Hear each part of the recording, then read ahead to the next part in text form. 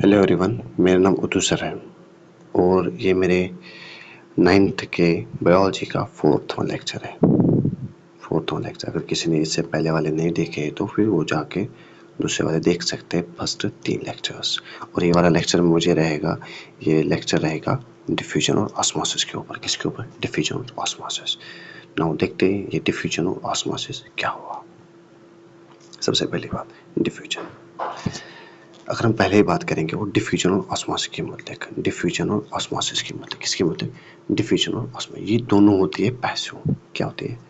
Passive. Passive transport होती है, that means passive process होती है। ये भी कह सकते हैं हम लोग पैसिव प्रोसेस या पैसिव ट्रांसपोर्ट क्या होती है। इस पैसिव का मतलब क्या है? सिंपल से मैंने पिछले वाले लेक्चर में बोला था, फिर भी बताऊंगा। इसमें एनर्जी, नो एनर्जी लगती है, एनर्जी इसमें नहीं लगती है, एनर्जी इसमें नहीं लगती है, और ये स्लो प्रोसेस होती है। क्या होती है? Slow process. ठीक है। और हमें, और इसमें अब ऑस्मोसिस क्या हुआ, डिफ्यूजन क्या हुआ? डिफ्यूजन जैसे पैसिव ट्रांसपोर्ट में होता था कि higher concentration to lower concentration जाएगा, इसमें भी higher concentration to lower concentration जाता है। But all things, solid, liquid और गैस भी, जिसमें सबको सब हो, सॉलिड, लिक्विड और gas, from higher concentration to lower. उसमें बोला था मैंने कंसंट्रेशन क्या हुआ। ठीक है।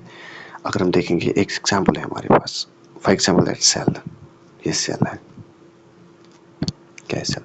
और जो रेड वाला बना है ये प्लाज्मा मेम्ब्रेन है। यहाँ पर एग्जाम्पल भी दी है, carbon dioxide and oxygen moves across the permeable by the diffusion. ये जो प्लाज्मा मेम्ब्रेन होता है इसके अक्रॉस जाते हैं दोनों, कार्बन डाइऑक्साइड एंड ऑक्सीजन भी। बट कौन कैसे जाता है वो देखते हैं हम लोग। देखो यार, हमारी बॉडी में रेस्पिरेशन होती है, उसमें क्या होता है, उसमें हम लोग ऑक्सीजन अंदर लेते हैं और कार्बन डाइऑक्साइड बाहर निकालते हैं। वो कहाँ पे होते हैं? वो सिर्फ हमारे नाक पे नहीं होता है या हमारे मुंह से नहीं होता है, वो हमारे सेल्स में भी होता है वैसे ही। क्योंकि हमारे सेल्स में होती है ना, वहाँ पर कार्बन डाइऑक्साइड सबसे ज़्यादा होता है। क्या होता है? कार्बन डाइऑक्साइड सबसे ज़्यादा है, और वो कार्बन डाइऑक्साइड बाहर फेंकता है। ठीक है। ठीक है, क्या करता है? कार्बन डाइऑक्साइड बाहर फेंकता है, फ्रॉम हायर टू लोअर। वैसे हमारी सेल में इनर साइड ऑक्सीजन कम होते हैं। क्या होते हैं? ऑक्सीजन लो लेवल के होते हैं, और वो काम क्या करता है? आउटर साइड से अंदर ले आता है, हायर टू लोअर के। देखो यार, कंसंट्रेशन पर थोड़ा बताऊंगा। यहाँ पर कितनी सारी, बहुत सारी, और यहाँ पर कम ऑक्सीजन है, that means they have higher concentration. अब बच जाता है। ठीक है, वो अंदर से बाहर है, बाहर से अंदर आ गए, उसी को बोलते हैं हायर टू लोअर कंसंट्रेशन। और यहाँ पर भी बाहर से अंदर से बाहर गया। ये भी याद रखना, जो हमारी सेल होती है वो ऑक्सीजन अंदर से बाहर ले आती है, और जो कार्बन डाइऑक्साइड बाहर से अंदर से बाहर फेंकती है by the process of diffusion. और इसमें एनर्जी नहीं लगती है और स्लो प्रोसेस होती है, ये याद रखना है इसमें। ठीक है, हम देखते हैं बाकी सब कुछ भी इसके बाद आता है। हमारे और भी थोड़ा एग्जाम्पल आते हैं इसमें, हमारे डिफ्यूजन में और थोड़े भी एग्जाम्पल आते हैं, जैसे कि वाटर। जो वाटर मॉलिक्यूल है, जो 2 होते हैं, वो मूव करते हैं within the cell from the higher to lower concentration. For example, यहाँ पर ये सेल है, जैसे मैंने अभी कहा ये सेल है, और यहाँ पर ये येलो वाला सेल प्लाज्मा मेम्ब्रेन है। प्लाज्मा मेम्ब्रेन क्या हुआ क्या नहीं हुआ, इससे पहले वाले वीडियो में मैंने बताया। ठीक है, राइट। क्या होता है, ये जो हमारे सेल में होते हैं ना, एक साइड में अगर ज़्यादा होंगे, उसमें एक साइड में वाटर मॉलिक्यूल ज़्यादा होंगे, दूसरे साइड में कम होंगे। वो क्या करेगा, जो ज़्यादा साइड वाले हैं वो लो साइड की तरफ जाएंगे, ताकि हम लोग यूनिफॉर्मली रहें वहाँ पर। और वो भी होती है ऑस्मोसिस। पर हम हायर टू मूव नहीं करते, इसमें प्लाज्मा मेम्ब्रेन नहीं कहा गया, इसमें कुछ भी नहीं कहा गया। इसमें टोटल अगर वो करेंगे higher to lower with low energy with slow process, वो होगी डिफ्यूजन। ठीक है, इसमें ये नहीं है कि इसमें कोई बैरियर होना चाहिए, ये कहीं भी मूव कर सकता है। ठीक है, या तो फिर हम कहेंगे ऑक्सीजन, वो भी हायर टू लोअर जाते हैं विद इन द सेल में। और भी एक प्रोसेस होती है, water molecules move through the plasma membranes of the cell from the higher to lower. ये हायर टू लोअर जाते हैं, बट ये भी होती है स्लो प्रोसेस, और होती है, उसको क्या बोलते हैं, इसमें कोई एनर्जी नहीं लगती है। ये डिफ्यूजन नहीं होती है, अलबत्ता ये ऑस्मोसिस होती है। मैं समझाऊंगा आगे चलकर, आपको खुद ही पता चलेगा वो कैसे होगा। Now let's go further. Osmosis क्या? ऑस्मोसिस। ऑस्मोसिस क्या हुआ? ऑस्मोसिस अगर हमें भी हायर टू लोअर जाती है, हायर टू लोअर, ये भी पैसिव ट्रांसपोर्ट है, ये भी हायर टू लोअर जाती है, मगर इसमें टोटल सॉल्वेंट और वाटर मॉलिक्यूल मूव करते हैं, सॉल्वेंट और वाटर मॉलिक्यूल। और एक चीज, इसमें हमें सिलेक्टिव परमेबल मेम्ब्रेन भी होते हैं। क्या होते हैं? सिलेक्टिव परमेबल मेम्ब्रेन लगता है इसमें, उसमें सिलेक्टिव परमेबल मेम्ब्रेन नहीं होते, इसमें सिलेक्टिव परमेबल मेम्ब्रेन होते हैं। ठीक है, तो कंडीशन में हो जाता है, एक तो इसमें मोमेंट इन सॉल्वेंट या सोल्यूट होते हैं, सॉल्वेंट या वाटर होता है, ठीक, और इसमें सिलेक्टिव परमेबल होना चाहिए। एम आई राइट? सिलेक्टिव परमेबल मतलब क्या? ये मैंने पिछले वाले लेक्चर में कहा है। ठीक है सर, में सिलेक्टिव परमेबल मेम्ब्रेन क्या होता है? ये वो मेम्ब्रेन होता है जो सिर्फ स्पेसिफिक चीज़ों को एंट्री देता है और एक्सिट स्पेसिफिक चीज़ों को करता है। जो उसको जरूरत हो उसको एंट्री देगा, जो उसको नहीं जरूरत हो उसको बाहर फेंक देगा, सिलेक्टिव परमेबल मेम्ब्रेन। और ये भी पैसो होती है, ये भी स्लो प्रोसेस में होती है और नो नेचर रिक्वायरमेंट। इसमें सबसे बड़ी एग्जांपल है यूनिसेलुलर। यूनिसेलुलर मतलब क्या हुआ? सिंगल सेल वाले, जो हमारे सिंगल सेल वाले होते हैं ऑर्गेनिज्म होते हैं यूनिसेलुलर ऑर्गेनिज्म। कौन सा ऑर्गेनिज्म? जो फ्रेश वाटर ऑर्गेनिज्म होते हैं, ये वाटर लेते थ्रू द ऑस्मोसिस, किसके थ्रू? Osmosis through. और एक एग्जांपल है जो हमारे प्लांट के रूट्स होते हैं, जो हमारे प्लांट्स के रूट्स होते हैं, ऐसे होते हैं हमारे प्लांट्स रूट्स, ये प्लांट है इसके होते हैं ऐसे रूट्स। ये जो वाटर लेते हैं ना अंदर, ये भी थ्रू ऑस्मोसिस लेते हैं। क्या लेते हैं? ऑस्मोसिस ले थ्रू लेते हैं। इसमें भी सिलेक्टिव परमेबल होता है, ये भी वही चीज़ अंदर लेता है, वाटर सिर्फ अंदर लेता है, अगर उसे डस्टों को वो नहीं अंदर लेगा। ठीक है, और भी बहुत कुछ है। अभी आप 9th में हो इसलिए मैं थोड़ा थोड़ा पढ़ा रहा हूँ। ठीक है, इसके बाद 2 कंसेप्ट और आते हैं। इससे पहले आपको समझना है कि सोल्यूट क्या हुआ और सॉल्वेंट क्या हुआ। अभी मैंने आपको बोला सोल्यूट और सॉल्वेंट। ठीक है, इसमें एग्जांपल है, एक जार ले लो, कंटेनर ले लो, आप जार या कंटेनर या जार ले लो, उसमें वाटर डालो और उसमें नमक डालो, साल्ट, और इसको घोल दो, इसको साल्ट को घोल दो। जो हम लोगों ने घोला इसमें, जो इसमें मिलाया और फिर घोल दिया, उसको उसके साथ मिक्स किया, दैट इज कॉल्ड सोल्यूट। और जिसमें घोल दिया, जो वाटर था ना उसमें घोल दिया, दैट इज कॉल्ड सॉल्वेंट। और दोनों मिलकर हमें बन गए सॉल्यूशन। ठीक है, ये सोल्यूट कभी ज्यादा भी हो सकता है, हाई भी हो सकता है, और कभी कम भी हो सकता है।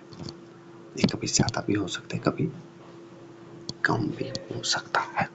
उसी के हिसाब से हमें 3 प्रकार के निकलते हैं सॉल्यूशंस, 3 टाइप के सॉल्यूशन निकलते हैं हमें, हाइपरटोनिक, हाइपोटोनिक एंड आइसोटोनिक। इस हाइपो का मतलब क्या है? हाइपर का मतलब क्या है? ज्यादा। ये आज से जिंदगी भर याद रखना। हाइपो का मतलब क्या है? कम। और आइसो का मतलब क्या है? बराबर, बराबर, बराबर, जो बराबर हो गए। हाइपो, हाइपर का मतलब ज्यादा। ये हाइपोटोनिक सॉल्यूशन वो होते हैं जिसमें हमें सोल्यूट ज्यादा होंगे। ये सोल्यूट जो है ना, जो इसमें मिक्स किए थे हम लोगों ने, जिसको घोल दिया था, अगर इसमें ज्यादा होंगे। हाइपो, हाइपर, हाइपो मतलब जिसमें लो होंगे, जिसमें हमारे सॉल्वेंट कम होंगे, लो होंगे। और आइसोटोनिक का मतलब जिसमें हमारे जो इसमें हमारे सोल्यूट की कंसंट्रेशन सेम हो, जितना वाटर हो, जितना सॉल्वेंट हो, जितना सोल्यूट हो, ये दोनों सेम होता है इसमें। इतना ही समझ आया? आई होप समझ आया होगा।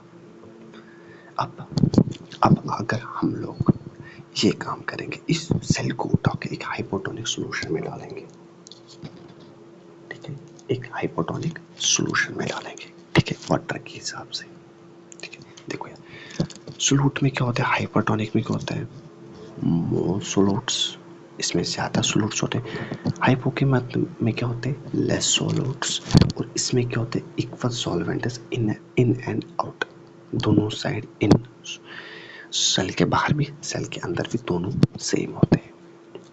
लेस वाटर आउटसाइड, इसमें होते हैं कौन सी वाली, ये वाली है, इसमें लेस वाटर आउटसाइड होता है और अंदर कम होता है। आई एम राइट? इसमें क्या होते हैं, वाटर आउटसाइड ज्यादा होता है, बाहर ज्यादा होती है। इसमें इक्वली होता है, जितना अंदर होता है वाटर उतना बाहर भी होता है। इसमें क्या होती है, इसमें अगर हाइपोटोनिक सॉल्यूशन में होगी ना हमारी सेल, उसमें वो स्वेल करेगी, श्रिंक जाएगी, श्रिंक हो जाएगी, क्या हो जाएगी, जैसे ये हुई है। अगर वो हाइपोटोनिक में वो स्वेलो बढ़ जाएगी, ठीक है। इसमें क्या होता है, इसमें वाटर इनटू आउट जाता है, अंदर से बाहर जाता है, ठीक है, ठीक है, ठीक है, अंदर से बाहर जाता है। इसमें क्या आ जाता है, बाहर से अंदर आ जाता है, तो फिर वो स्वेल हो जाए। इसमें रिमेनिंग सेम रहती है एवरीथिंग, ठीक है, सेम रहता है। इसके बाद दूसरा, इसके बाद दोनों की डिफिनेशंस मैं 2 मिनट के लिए पास लेता हूँ, आप पढ़ भी सकते हैं, ठीक है। इसमें भी मोमेंटम, एक सेकेंड यार, इसमें भी higher concentration lower concentration without anything, सिर्फ इतना ही इसकी डिफरेंस। हायर कंसंट्रेशन और लोअर कंसंट्रेशन का मूवमेंट करेंगे कोई भी सब्सटेंसेस, इसमें मूवमेंट करते हैं हायर कंसंट्रेशन लोअर कंसंट्रेशन, मगर कौन से सब्सटेंसेस, सिर्फ molecules, water molecules and solid molecules, solid permeable और अंडर परमेबल मेम्ब्रेन। इसमें परमेबल मेम्ब्रेन नहीं लगता है, ये सॉलिड लिक्विड गैस में आकर होता है, ये सिर्फ लिक्विड में आकर होता है, ठीक है। इसमें परमेबल मेम्ब्रेन की नीड नहीं है, इसमें परमेबल मेम्ब्रेन की नीड है। ये नेचुरल प्रोसेस स्टॉप नहीं हो सकता, ये कंटिन्यू होता है। ये नेचुरल प्रोसेस नहीं है, ये कंट्रोल भी कर सकते और रिवर्सिबल भी कर सकते हैं, रिवर्सिबल भी कर सकते हैं, वापस भी कर सकते हैं, ठीक है। आई am right. Now let's go for the इसके बाद आता है और दो, और ये लास्ट के दिन के लास्ट होंगे, एंडोसाइटिस और एक्सोसाइटिस। सिंपल से, एंडो मतलब इन, एक्सो मतलब आउट, क्या है, out. What do you mean by that, देखो यार, ये बोथ होती है एक्टिव प्रोसेस, दैट मीन इसमें एनर्जी लगती है, क्या लगती है, इसमें एनर्जी लगती है, क्या लगती है, एनर्जी लगती है। Endo मीनस in, exo मीनस A X और सी, एक्सो मीनस आउट, एक्सो minus out, I am right. Now let's गो।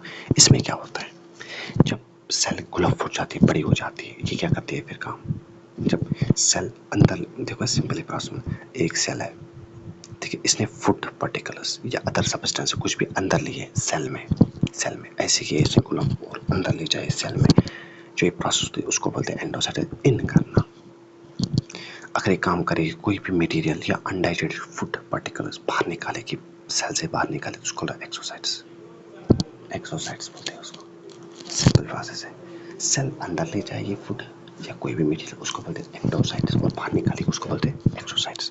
ये सबसे ज़्यादा आकर आता है एमोबिया में, क्योंकि वो सिंगल सेल से बनी होती है, ये यूनिसेलुलर होती है, ठीक है, और इसी में ये सेल से अंदर ले जाती है, सेल से ही बाहर निकालती है, राइट। इसके बाद है प्रोटोप्लाज्म। ये लिविंग कंटेंट, जो भी हमारे लिविंग कंटेंट, जो जिंदगी ज़रूरियात है हमारे सेल में, जैसे कि does not include cell wall, cell wall नहीं आता है इसमें, वो सेल वाल प्लांट में होते हैं और वो डेड होता है। इसमें प्लाज्मा मेम्ब्रेन आता है, न्यूक्लियस आता है, एंडोप्लाज्म रेटिकुलम आता है, और उसको क्या बोलते हैं, राइबोसोम आते हैं, गोल्गी अपैरेटस आते हैं इसमें, ठीक है। जो भी लिविंग कंटेंट है हमारे सेल का, उनको बोलते हैं प्रोटोप्लाज्म। और ये था आज का लेक्चर, बाकी थैंक यू।